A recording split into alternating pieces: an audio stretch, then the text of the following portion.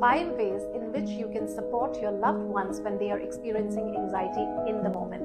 Number 1, change their position. Remind them to change position. So if they started feeling anxious when they were lying down, get them to sit. If they were sitting, they can either lie down, stand up, or either ways.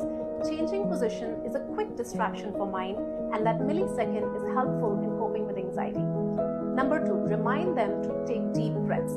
Deep breathing helps enhance the flow of oxygen to brain, and that helps us lift the cognitive fog and think clearly. So deep breathing is a very powerful tool. Number 3, offer them water, but remind them to sip water and not gulp too much water in one go. What happens is sometimes when people drink a lot of water in one go or take a big sip, they find it difficult to swallow, and that can escalate anxiety because now they also feel they are choking. Number 4, get them to get fresh air. So you can take them outside, you can open the windows, open the door, whatever ways they can connect with nature and get fresh air that will help mind soothe anxiety. Last but not the least, remind them that they are safe, because when people are experiencing anxiety, sometimes symptoms can be so severe that they confuse it for a heart attack.